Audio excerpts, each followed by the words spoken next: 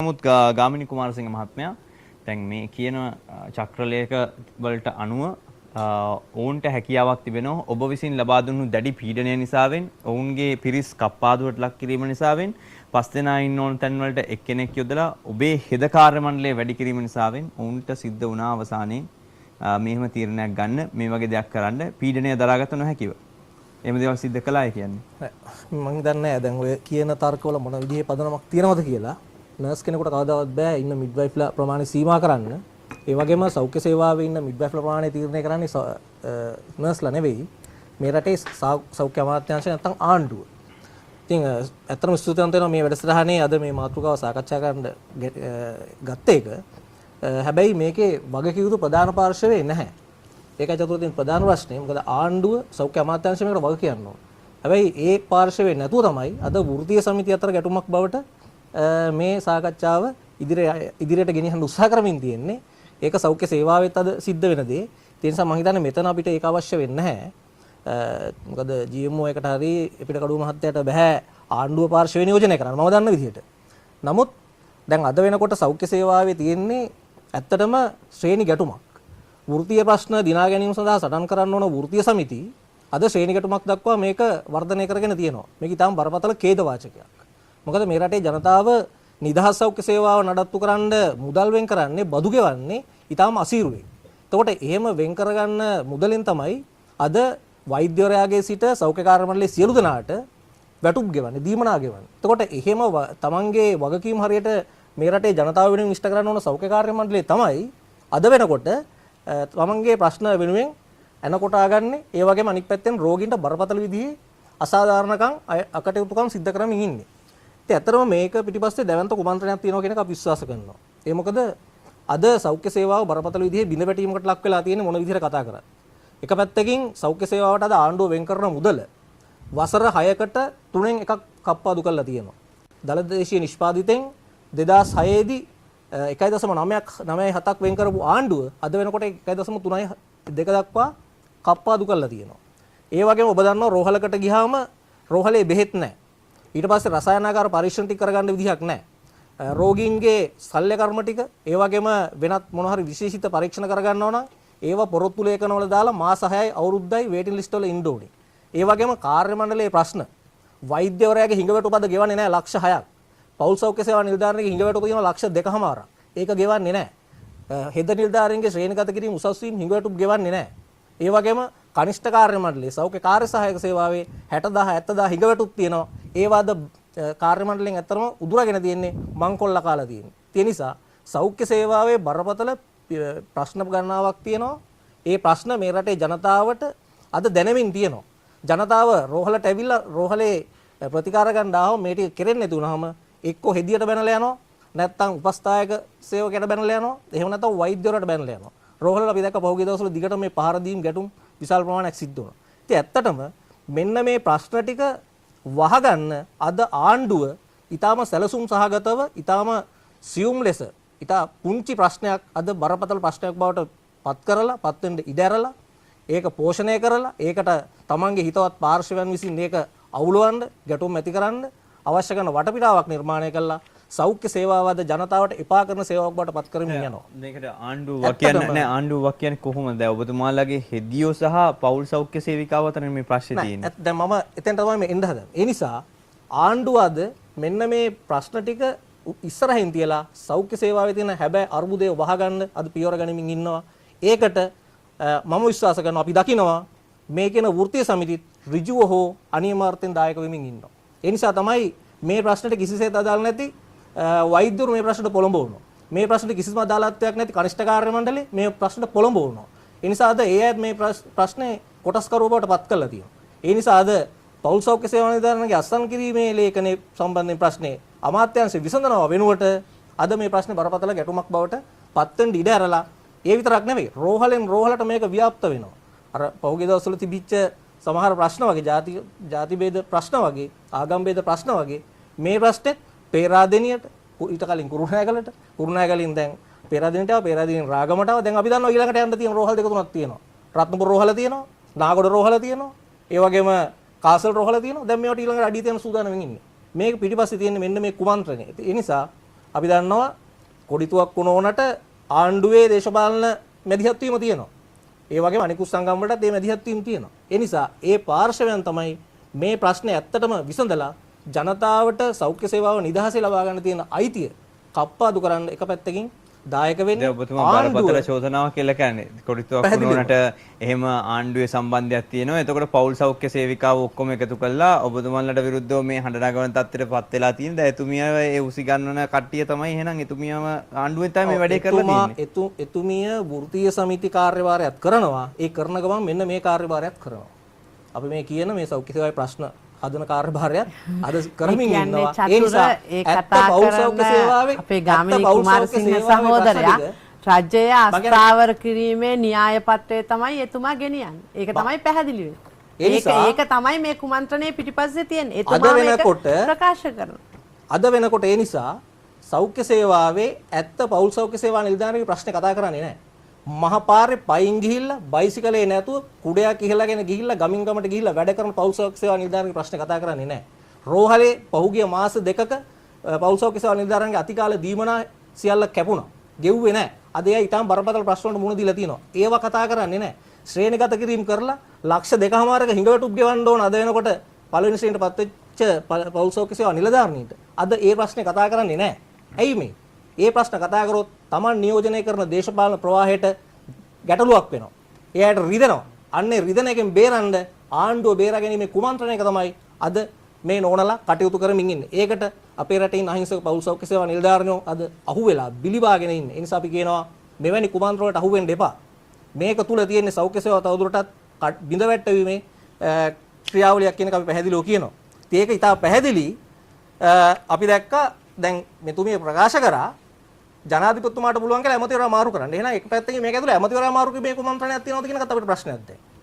එහෙමත් ප්‍රශ්නයක් තියෙන්න පුළුවන් මේක ඇතුලේ. මොකද ඒගොල්ලෝ දැන් මේ කවුරුත් එහෙම එකක් කියලා නෑ තාම. දැන් මෙතුමිය තමයි එකක් කියන්නේ. මම දැක්කා අද පත්තරයක වාර්තා කරලා තිබුණා හෙද නිලධාරීන්ගේ සංගමේ ප්‍රධාන ස්වාමින් වහන්සේ නමක් විසින් ප්‍රකාශයක් කළා තිබුණා. ජනාධිපතිතුමාට බාර ගන්න කියලා ඉවර වෙලා මේ සෞඛ්‍ය අමාත්‍යාංශය. ඔව් ස්වාමින් වහන්සේත් එහෙම කියනවා. මොකද ස්වාමින් වහන්සේටත් සමහරට ඒ වුමනාම තියෙන්න පුළුවන්.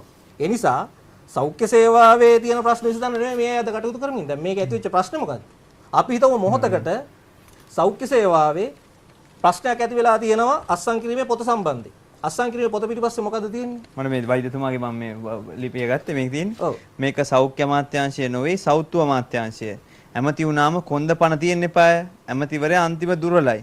දැන් ඔබතුමාත් කියනවා මේක සෞඛ්‍ය ශාස්ත්‍රයේ මේ ප්‍රශ්න තියෙනවා. ඇමතිතුමා තමයි එතකොට මේ නිලධාරීන් බලධාරීන් තමයි විසඳන්නේ නැත්තේ කියලා. ඇමතිවරයා ස්වාමීන් වහන්සේ කියන ප්‍රකාශය මේක ඇමතිවරයා පමණක් නෙවෙයි සමස්ත ආණ්ඩුවම මේ ප්‍රශ්න මැදිහත් වෙන්න ඕන.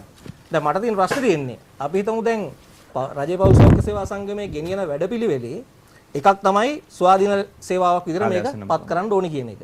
එහෙමනම් අස්සන් ලේඛන වෙනව පවත්වාගෙන යන එකකින් විතරක් මේක කරන්න බෑ. පරිපාලන ක්‍රියාවලියක් මේකට හදන්න ඕන. විශේෂ ශ්‍රේණියේ පෞල් සෞඛ්‍ය සේවා නිලධාරීන් පත් කරන්න ඕන. ඒ වගේම එහෙමනම් සෞඛ්‍ය අමාත්‍යාංශයට පත් කරන්න ඕන මේ පෞල් සෞඛ්‍ය සේවා අධ්‍යක්ෂිකාවක්. හැබැයි දැන් මේ ටික වෙනවා අපි හිතුව මොහොතකට හැදුවා කියලා. මේ දෙක හැදුවත් අවසානයේ ශ්‍රේණි දෙකක් එකම රෝහල ඇතුලේ පරිපාලන ක්‍රියාවලිය දෙකකින් මෙහෙ වෙනවා. කොයි ලෙඩා ගිහිල්ලා තෝරගන්නේ මිඩ්වයිෆ් ගෙන් සීස කරගන්න එකද ඩිලිවරි කරගන්න එකද එහෙම නැත්නම් නර්ස් ගෙන් කරගන්න එකද? එතකොට මේ රෝහල ඇතුලේ මේ පරිපාලන ප්‍රශ්න හැදෙන්නේ නැද්ද? ඉතින් කෙසේ නමුත් මේ ගාමිණී කුමාරසිංහ මහත්මයා ඔබතුමාගෙන් අහන්නේ දැන් මේ කතා කරපු බොහෝ දේවල් ගත්තම දැන් ගොඩක් ගැටුම්කාරී තත්ත්වයන් තිබුණා. ඔබතුමාලා කියනවා මෙහෙම නෙමෙයි කියලා. මෙතුමා වෛද්‍යතුමා කියනවා ඒ වගේම මෙතුමිය කියනවා නෑ එහෙම නෑ මෙහෙමයි කියලා වෙලා. දැන් මම මැද්දින්දර බලන මිනිස්සෙක් විදිහට මම දන්නේ මේක එහෙමද නැද්ද කියලා කියන්නේ. ඉතින් ඔබතුමා කියනවා ඔබතුමාගේ ශේෂාව මෙතුමා ඇත්තටම ඇත්ත කතා කරොතින් කොතනද මේකේ ප්‍රශ්නේ තියෙන්නේ? මේ සම්බන්ධයෙන් ඔබතුමාලා දෙපැත්තෙම නැමියාවක් නැති ප්‍රශ්නයක් නෙමෙයි තියෙන්නේ. ඇත්තම පැහැදිලිවම මට දැන් මම මුලින් කියන්න ආපු එකෙත් මට එක කාරණාවක් පැහැදිලි කරන්න බැරි වුණා. අපි හිතමු කිසිම සටනක් නැතුව මේ සටනක් කියලා මම අදහස් කරන්නේ ශ්‍රේණි ගැටුමක්. ශ්‍රේණි ගැටුමක් නැතුව අවශ්‍ය නම් පෞල් සෞඛ්‍ය සේවා නිලධාරීන් සංගමයට පුළුවන් අමාත්‍යාංශයත් එක්ක සාකච්ඡා කරලා වෙනම ස්වාධීන සේවාවක් විදිහට ස්ථාපිත වෙන්න. ඒකට ඒගොල්ලන්ට අර කර ගන්න සම්පූර්ණ අයිතිය තියෙනවා. ඒකට විරුද්ධව නර්සස්ලට අයිතියකුත් නැහැ වෙන කාටවත් අයිතියක් නැහැ. ස්වාධීන සේවාවක් විතර ඉල්ලන්න. අපි හිතමු මොහොතකට මේක දුන්නා කියලා. දැන් මේකේ තාක්ෂණික ප්‍රශ්නයක් තියෙනවා කියලා වෛද්‍යධාරීන්ගේ සංගමය කියනවා. අපි දීලා මම මුලින් කියපු විදිහට වාට්ටුවේ ඉන්නවා පෞල් සෞඛ්‍ය සේවා නිලධාරීන් පරිපාලන පෞල් සෞඛ්‍ය සේවා නිලධාරීන්. එතනින් උඩ ඉන්නවා විශේෂ ශ්‍රේණියේ පෞල් සෞඛ්‍ය සේවා නිලධාරීන්. දැන් තනතුරු තියෙනවා ඒවා ඇති කරන්න ඒවා ගැන කතා කරන්නේ පෞල් සෞඛ්‍ය සංගමේ. අපේ සංගමයට කතා කරන්නේ. එතකොට ඊට ඉහළින් අපි තියමු හදනවා සෞඛ්‍ය අමාත්‍යාංශයේ පෞල් සෞඛ්‍ය සේවා අධ්‍යක්ෂක තනතුරක්. දැන් මේ කට්ටිය මේ දෙක හදලා රෝහලේ ඔන්න දැන් වෙනම ස්වාධීන සේවා දෙකක් විදිහට පත් කරනවා. නෑ මං කියන්නේ දැන් අපි හිතමු මොහොතක හදනවා කියලා. මොහොතක් දෙන්න අපි ඒ නිසා දුරකථන මැදුම සම්බන්ධ කරමු. මොකද කට්ටිය ගොඩක් දුරකථන ඉන්නවා. පයින්නවා. ඒ අතර අපිට බැලුම් ගන්න සිද්ධ වෙලා තිනවා. කවුද සම්බන්ධනේ? කුමාර මහත්මයා මහනුවරින්. ආයිබෝන්. ආයිබෝන් මට දැනගන්න දැන් මම ඔබ මේ කියන විදිහට දැන් තාක්ෂණික පැත්තක් ගැන කතා කරන්නේ. ඔබතුමාලා කියන විදිහට අත්‍තරම් මොකද්ද මේ තාක්ෂණික ක්‍රමවේදය? ඔව් ඒක තමයි මම පැහැදිලි කරන්න යන්නේ. ස්වාධීන සේවාවන් දෙකක් හදලා අපි හිතමු දැන් එතන ඉන්නවා පෞල් සෞඛ්‍ය සේවා නිලධාරණියත් ඒ වගේම හෙද නිලධාරණිය. දෙන්න එක ගිහිල්ලා වැඩ කරන්නේ එකම මාතෘ ඒකකේ ලේබර් රූම් එකේ මැටර්නිටි වෝඩ් එකේ. දැන් ස්වාධීන සේවාව දෙකක් විදිහට කොහොමද රෝහල ඇතුලේ අපට කියන්න පෞල් සෞඛ්‍ය සංගමෙන් පරිපාලන කටයුතු දෙකක් තෝරගෙන යන්නේ එකම ලෙඩා වෙනුවෙන්. එහෙම නැත්නම් එකම වාර්ඩ්ටුවේ. දැන් ওই ප්‍රශ්නේ දිගින් දිගටම ආවා. ස්වාධීනව වැඩ කරන්න සමහර තැන්වල මේ ගැටුම නිර්මාණය වෙද්දී අවසානයේ බේරගන්න බැරි වුණා. එතකොට ඔය මහතුරු කවුරුත් කතා කරේ නැහැ. අවසානයේ කාසල් එකේ ඇඳන් හතරක් අම්මලා ඇඳන් හතරක අම්මලා දුන්නා මිඩ්වයිෆ්ට, හතරක අම්මලා දුන්නා නර්ස්ට. දැන් මේකද මේකට තියෙන විද්‍යාත්මක උත්තරේ? අද වෙනකොට ලෝකේ සෞඛ්‍ය සේවාව දියුණු වෙලා කියලා කතා කරනවා. දැන් මෙතන ලෙඩා බෙදා ගන්න මේ ගැටුමක් හදා ගන්න. මම කියන්නේ ඒක නෙවෙයි වෙන්න ඕන. මේ ප්‍රශ්නේ ඔහොම ගිහිල්ලා විසඳන්න බෑ. ඒකයි තියෙන ප්‍රශ්නේ. ඔහොම ගිහිල්ලා විසඳ ගන්න පුළුවන් වෙන්නේ ඔයාගේ පුද්ගලික ප්‍රශ්න ටික විතරයි. ඔයාගේ තියෙන ආදායම් මාර්ග හදා ගන්න පුළුවන්. පෞල් සෞඛ්‍ය සේවා සංගමයක් ආරක්ෂා කරගෙන. ඒකෙන් පෞල් සෞඛ්‍ය සේවාවත් මේ රටේ ජනතාවටත් යහපතක් වෙන්නේ නැහැ. මේක ස්වාධීන සේවාවක් කරනවා වෙනුවට අද තියෙන්නේ ලෝකයේ පිළිගනිමින් තියෙනවා පිළිගත් ක්‍රමයක් තියෙනවා. ඒ තමයි මූලික පුහුණුව හෙද පුහුණුව. ඊට පස්සේ ඒ අයට දෙනවා පෞල් සෞඛ්‍ය සේවාව පුහුණුව නැත්නම් මිඩිෆරි ට්‍රේනින්. ඒ දීලා පෞල් සෞඛ්‍ය සේවාව හෙද සේවාවට අන්තර්ග්‍රහණය කිරීම ඇතුලේ එක සේවාවක් කිරීම තුළ තමයි රෝහල් සේවාවේ මේ ප්‍රශ්න විසඳ ගන්න පුළුවන් වෙන්නේ. දැන් ඒ වගේම අනිත් පැත්තේ ඒතර ප්‍රශ්නයක් කරනවා ෆීල්ඩ් එකේ ඉන්න මිඩ්වයිෆ් අසාධාරණයක් නෑ. ප්‍රජා සෞඛ්‍ය හෙද සේවාව හදන්න. ඒ ප්‍රජා සෞඛ්‍ය හෙද සේවාවට මිඩ්වයිෆ්ලා අන්තර්ග්‍රහණය කරන්න හෙද සේවාවට. ඊට පස්සේ ඒගොල්ලෝ පුහුණු කළා. එතකොට දැන් මාතෘ සහ ළමා සංරක්ෂණය කියන කාරණාව විතරක් දන්න මිඩ්වයිෆ් වෙනුවට ප්‍රජාවට යනවා හෙද සේවාව දන්න කායික රෝග සම්බන්ධයෙන්, ඒ වගේ මානසික රෝග සම්බන්ධයෙන්, චර්ම රෝග සම්බන්ධයෙන් මේ සියල්ල පිළිබඳ විශේෂ දැනුමක් තියෙන කණ්ඩායමක් ගෙදරට යනවා. එතකොට ක්ෂේත්‍ර ගැටුමක් හැදෙන්නෙත් නැහැ, රෝහලේ ගැටුමක් හැදෙන්නෙත් නැහැ. මේ ප්‍රශ්නට උත්තරේ තියෙන්නේ එතන. එතකොට වෙන්නේ පෞල් සෞඛ්‍ය සේවාවේ නිලධාරියන් අදටත් අපි දන්නවා කිසිම ගැටලුවක් නැතුව හෙද සේවාවට උසස් වීම අරගෙන එනවා. ඒ අය කිසි ප්‍රශ්නයක් නැහැ. අපි දන්න අපේ කණ්ඩායම්වලත් ඉගෙන ගත්තා පෞල් සෞඛ්‍ය සේවා නිලධාරියන් හෙද මේ පුහුණුව සඳහා මොහොතක් අවසර අපි වෙලා බලමු. ආවා. පෞල් සෞඛ්‍ය සේවිකාවෝ විදියට ඉන්නවා කියලා පෞල් සෞඛ්‍ය වපසරිය සම්බන්ධ ප්‍රශ්නයක් තියෙන බවට. වපසරිය සම්බන්ධ ප්‍රශ්නයක් තියෙන බවට ඔබතුමා පිළිගත්තා. දැන් මෙච්චර ගාණක් බෙදනවා මෙයාට මෙච්චර ගාණක් බෙදනවා කියලා. ඒකින්ද ඔබතුමා තාක්ෂණික වශයෙන් ප්‍රශ්නයක් තියෙන බව පිළිගත්තා. ඔබතුමාගේ දේශපාලන අර්ථය මොකක් වුණත් තාක්ෂණික ප්‍රශ්නයක් තියෙනවා පිළිගත්තා. වපසරිය සම්බන්ධ ප්‍රශ්නයක් තියෙනවා. වපසරිය සම්බන්ධ ගැටුමක් තියෙන නිසා තමයි අපි කිව්වේ මේක මේ විදිහට බේරන්න බෑ කියලා. වැට බැඳලා මේ ප්‍රශ්නේ බේරන්න බෑ කියලා අපි කිව්වේ ඒකයි. දැන් ඕගොල්ලෝ හදන්නේ වාඩ් තුනෙන් දෙකට වැටක් බෙදලා මම හිතන්නේ පිරිමි මිසීලා වෙන්න ඕනේ. කරන්න හදන්නේ. වෛද්‍ය ආඥාපනකට පටහැනි ලෙසින් කෙටියෙන් ඔබතුමා කියන්නේ. වෛද්‍ය ආඥාපනකට පටහැනි ලෙසින් දරු ප්‍රසූතිය ඇඳන් හතරකට බෙදලා නර්ස්ලටයි ඉතුරු අයවා මිඩ්වයිෆ්ලටයි වශයෙන් මේ කියනවා. ඒ කියන්නේ රටේ නීතිය උල්ලංඝනය කරනවා. දැන් ඔක තේරෙන්නේ නැහැ. ඒක දීලා තියෙන්නේ ඒ රෝහලේ අධ්‍යක්ෂවරයා. පැහැදිලිවම චතුර අපි පොඩ්ඩක් ඉන්න. මම කියන්නේ ඔයා සිංහල කියන එක දැන් ඔයාලට කියන එක තේරෙන්නේ නැහැ. මේක මේ ප්‍රශ්නේ. මම අවසාන වශයෙන් කියන්න ඕන. එහෙම තත්ත්වයක් රෝහල් තුල අද ඇති කරලා තියෙනවා. මෙතුමන්ගේ මැදිහත් වීම තුල එවැනි තත්ත්වයක් උද්ගත වෙලා තියෙනවා. මේකට උත්තරේ තියෙන උතන නෙවෙයි. ඒ නිසා හරි පැහැදිලි පෞල් සෞඛ්‍ය සේවාව හෙද සේවාවට අන්තර්ග්‍රහණය කිරීම තමයි අද මේ ප්‍රශ්නේ තියෙන පිළිගන්න පුළුවන් විද්‍යාත්මක සහ දීර්ඝකාලීන විසඳුම. හෙට දවසේ තවත් අර්බුදයක් තවත් ප්‍රශ්නයක් රෝහල් තුල ඇති වෙනවා නම් මේ කියන කාරණා වලින් මේ කියන මේ පිළිතුරු වලින් ඒකට වැඩක් නැහැ. ඒ නිසා අදටත් අපි මම ඒකයි කියමින් හිටියේ ඕනතරම් පෞල් සෞඛ්‍ය සේවා නිලධාරියන් සූදානමින් ඉන්නවා හෙද සේවාවට එන්න. පහුගිය කාලේ ආවා. ආපු අයට සෞඛ්‍ය අමාත්‍යාංශය හරියට වැටු ප්‍රශ්න නිරවුල් කරේ නැහැ. ඒ නිසා තමයි ඒගොල්ලෝ ආවේ නැත්තේ. හැබැයි අදටත් එන්න සූදානමින් ඉන්නවා. ගන්න සූදානම තියෙනවා. හැබැයි එහෙම එනවට කැමති නැති පිරිසක් ඉන්නවා. ඒ තමයි තමන්ගේ සාක්කුවට එන මුදල නැති වෙනවා. පෞල් සෞඛ්‍ය සංගමේ නැති වෙනවා. ඔන්න ඕක ඇතින් ප්‍රශ්නේ. එහෙම නැතුව මේ රටේ ජනතාව ගැන හිතලා මේ රටේ ජනතාවගේ සෞඛ්‍ය ප්‍රශ්න විසඳන්න කියලා ඔය කතා කරන ඒවා සම්පූර්ණ බොරු. ඒ නිසා මට ඒ වගේම කතා කරන්න තියෙන්නේ මම කියන්නේ වෛද්‍ය නිලධාරීන්ගේ සංගමයේ මේ සම්බන්ධයෙන් තාක්ෂණික ප්‍රශ්න හරි මොකක් හරි ප්‍රශ්නයක් කියලා මැදිහත් වෙන්න උත්සාහ කරනවා. ඒක වැරදි. මොකද වෛද්‍ය නිලධාරීන්ගේ සංගමයට පුළුවන් මේ සඳහා සෞඛ්‍ය අමාත්‍යාංශයට යෝජනා ගේන්න.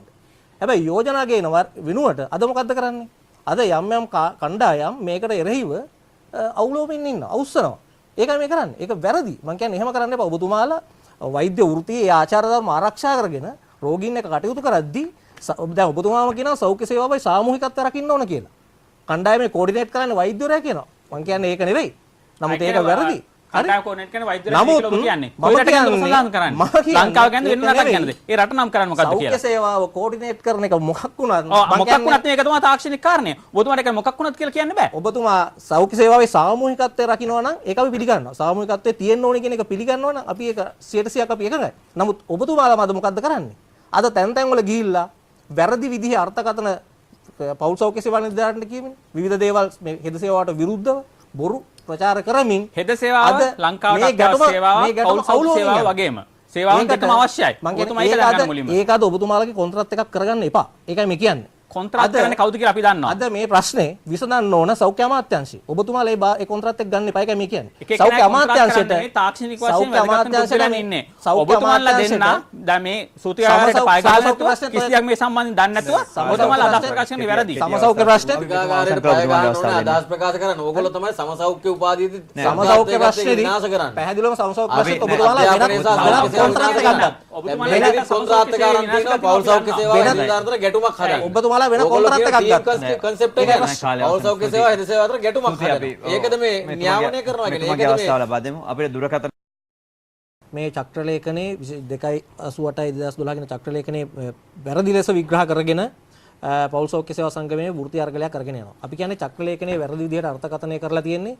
ඒ නිසා මේක සම්බන්ධයෙන් වැරදි වෘත්ති අර්ගලයක් මේ ගෙනියන්නේ. නිසා සෞඛ්‍ය අමාත්‍යාංශයත් එක්ක මේ ප්‍රශ්නේ කතා කරන්න. කතා කරලා විසඳ ගන්න. ඒ ඕනම සාකච්ඡාවකට අපි සූදානම් ඇවිල්ලා මේක ඇත්ත මේ පෞල් සෞඛ්‍ය සේවාවේ තියෙන ප්‍රශ්න, හෙද සේවාවේ තියෙන ප්‍රශ්න, සෞඛ්‍ය සේවාවේ තියෙන ප්‍රශ්න ගැන කතා කරන්න අපි ඕනම මොහොතක සූදානම්. ඒ නිසා මේක සම්බන්ධයෙන් රෝහල් වලට ගිහිල්ලා තනින් තන ගිහිල්ලා අම්මලා රෝගීන් අමාරුවේ දාන්න නැතුව, වැඩ වර්ජන අවුස්සන්න නැතුව, අනවශ්‍ය වෘත්ති අරගල හදලා ශ්‍රේණි භේදයේ ගැටුම් හදන්න නැතුව, ඒ වගේම ඒ ශ්‍රේණි ගැටුම් ඇතුලේ රෝහල් සේවාව අඩපණ කළා පුද්ගලික රෝහල් වලට මේ රටේ ජනතාව යැවීමේ කොන්ත්‍රාත් එක කරුණාකරලා නතර කරන්න. නතර කරලා මේ රටේ නිදහස් සෞඛ්‍ය සේවාව දිනා ගැනීම සඳහා අපිට සටනක් තියෙනවා. ඒ සටන මේ රටේ සෞඛ්‍ය සේවක සියලු දෙනා එකතු වෙන්න ඕන. වෛද්‍යවරු එකතු වෙන්න ඕන. පෞල් සෞඛ්‍ය සේවා නිලධාරීන් එකතු වෙන්න ඕන. හෙද නිලධාරීන් එකතු වෙන්න ඕන. කනිෂ්ඨ කාර්ය මණ්ඩලයේ සියලු දෙනා එකට එකතු වෙන්න ඕන. ඒ අයගේ අයිතිවාසිකම් දිනා ගන්න තියෙනවා. ඒවට සටන් කරන්න ඕන. ඒ සටන් සියල්ල අද වහලා දාලා ඒ සියල්ල පාවලා දීලා තමයි අද වෙනකොට මේ වෙනත් කොන්ත්‍රාත් එකක් බාර අරගෙන යන්නේ. ඒ නිසා අපි කියනවා පළමුවෙන්ම ඒක පැත්තකින් තියලා මේ ප්‍රශ්නේ විසඳා ගැනීම සඳහා විධිමත් සාකච්ඡාවක් අමාත්‍යාංශ පැත්තෙන් අමාත්‍යාංශයත් එක්ක ආණ්ඩුවත් එක්ක ඒ ගනුදෙනුව බේරන්න. එහෙම නැතුව මේ ප්‍රශ්නේ දිගින් දිගට වවාගෙන කරන ප්‍රශ්නයක් බවට පත් කරගන්න එපා. ඒකෙන් අද වෙලා තියෙන්නේ 2009 හෙද කණ්ඩායම 2009 B කණ්ඩායම අදටත් මාස 6ක් තිස්සේ ගෙදර. එයාට දීමනා නැහැ. පුහුණුවෙන් ලැබුව අවුරුදු 3ක පුහුණුව අවසන් කරලා තියෙන්නේ. ඒගොල්ලන්ට සූතිකා පුහුණුවක් නැහැ. తాවකාලික පත්වීමුත් නැහැ. අද එයාගේ ශ්‍රමය මේ රටට වැඩක් නැති 1500ක විශාල ශ්‍රමයක් අද ඒ හැකියාවන් අද සෞඛ්‍ය සේවාවට එකතු වෙන්නේ නැහැ. ඒක බරපතල අපරාධයක්. ඒ වගේම ඒ නිසා අපි කියනවා මේ ප්‍රශ්නේ විසඳන්න මීට වඩා වැඩි අවධානයකින් කටයුතු කරන්න. ඒ තුල ආණ්ඩුවේ කොන්ත්‍රාත් ගන්න එපා. ඔබගේ වෘත්ති සමිතිය තුල රජය කියන නම තිබුණට, රජයේ වෛද්‍යධාරීන්ගේ සංගමය හරි, රජයේ පෞල් සෞඛ්‍ය සේවා සංගමය හරි, රාජ්‍ය එක්සත් සංගමය හරි, රජය කියන නම තිබ්බට ආණ්ඩුවේ කොන්ත්‍රාත් ගන්න එපා. ඒ වෙනුවට සෞඛ්‍ය සේවකගේ ප්‍රශ්න විසඳීමේ කොන්ත්‍රාත්තුව බාර ගන්න. අන්න ඒ වෙනුවෙන් වැඩ කරන්න කියන එක අපි මේ මොහොතේ ඔබගෙන් ඉල්ලනවා. ඒ සඳහා අපි ඕන මොහොතක මැදිහත් වෙන්න සූදානම් කියන එකත් මේ මොහොතේ කියනවා.